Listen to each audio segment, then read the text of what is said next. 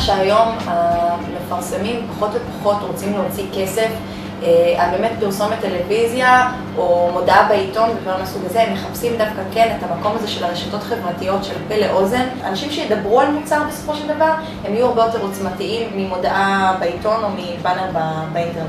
הפרסום עובר לשלושה מקומות חדשים. אחד, הראשון שבהם, והוא המתחלף המהיר ביותר והחשוב ביותר של המדיה ההמונית, הוא הבאז.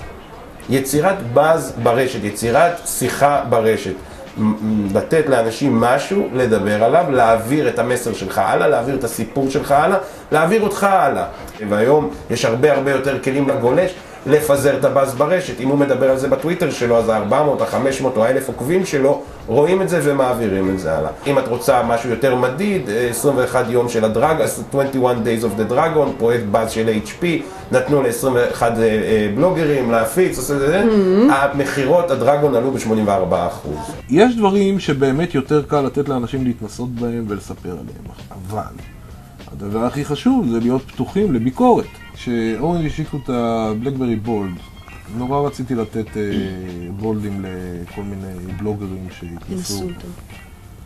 בסוף החלטנו לא לתת את הבולדים לאנשים. הגענו למסקנה, עכשיו אני על עצמי יכול להגיד את זה, אתה לוקח זמן עד שאתה מתאהב במכשיר סלולרי.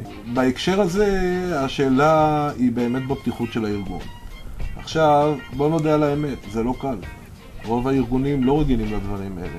רוב הארגונים מתנהלים מאחורי דלתות כבדות וחדרי ישיבות ללא חלונות.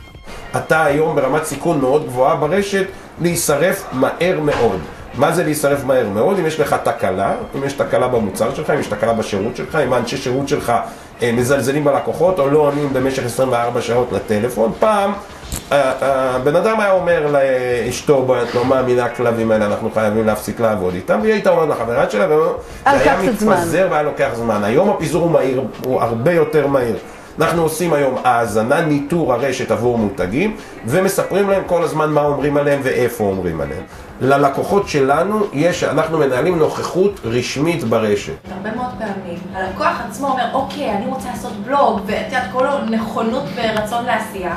הוא עושה שניים שלושה בלוגים, ואז הוא פשוט נוטש את זה. עכשיו, זה הדבר הכי גרוע שיכול לקרות. זאת אומרת, עדיף, זה כמו שעדיף שאם יש לך פורום, תהיה בו איזושהי פעילות, מאשר שאני אכנס עכשיו לפורום וארגיש שאני לבד. זאת אומרת, אין יותר גרוע מזה, כמו שאין יותר גרוע מלהתחיל לעשות איזשהו מהלך, כמו בלוג, ובאמת באיזשהו שלב להפסיק לעשות את זה. זאת אומרת, אתה מרגיל שיש לך משהו להגיד, ופתאום אין לך. כשחשבתי על משהו כזה כמו מה שאתם כרגע עושים כאן, עלה לי בראש שזה בטח יועצים ארגוניים. הרי אנחנו מדברים על תהליך שצריך להיות ממש מהתחתית או מלמעלה ועד למטה. מסכים איתך לגמרי. והשאלה, מה אתם מביאים פה לשולחן מהבחינה הזו? זאת אומרת... אנחנו מייצרים, יפה אמרת, וזו נקודה קריטית בארגון, אנחנו מייצרים בעצם את המסדרון הזה. אנחנו מצד אחד מכירים את הזירה, מכירים את הרשת, מדברים ויודעים לדבר את השפה, תקראי לה שפת ה-PR החדשה, או Customer Services the New PR לצורך העניין. ומצד שני יודעים להניע וליצור מנגנון בתוך הארגון שיודע להשיב למערכות האלה. אם את רוצה, הדוגמה אולי הטובה ביותר, האנלוגיה הטובה ביותר, זה עולם של טלמרקטינג. לפני שהטלפון לא היה טלמרקטינג. לא כולנו מסכימים עם האנלוגיה. אחרי הכל, או שאולי לפני הכל, החזון של שימוש בכלים חברתיים בארגון לא היה להכיר את מחלקת הטלמרקטינג. אחד הדברים המקסימים שאנחנו הצלחנו לעשות פה, ואנחנו מנסים להנחיל אותם כמה שיותר ללקוחות שלנו, זה באמצעות התוכן היותר אינטימי והאישי על החברה ועל האנשים שבחברה, הצלחנו לתת אופי ועומק לארגון. זה לכל אחד יש תפקיד. אחד אחראי על הפליקר ואחד אחראי על היוטיוב, כל אחד אחראי על... היו פה מקרים שאנשים הלכו רחוק מדי? נגיד, אני ראיתי שאתם מפיקים איזה משהו כזה שנקרא המשרד. כן, לא אנחנו. זה אצלנו, אבל זה לא החברה. כן, אוקיי. זה עובדים פה בחברה. מתי אתה מחליט איפה קו ההפרדה עובר? מה תחת שם אידיאולוגית ומה אחריותם של המפיקים העצמאיים? אנחנו לא מתביישים בדבר הזה. לנו בתור ארגון יש לנו מחויבות מאוד גדולה ללקוחות שלנו. מצד שני, רוב העובדים שלנו חשופים בתוך האין אתר שלנו, יש קישורים לבלוגים שלהם, לפייסבוקים שלהם.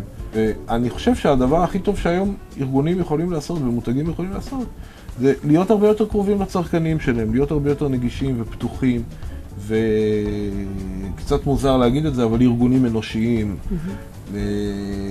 שהמותג יהיה חבר שלך, איזה דבר מקסים זה אם אורנג' הוא חבר שלך בפייסבוק. שוב, זה תלוי מי עומד מאחורי האורנג' הזה.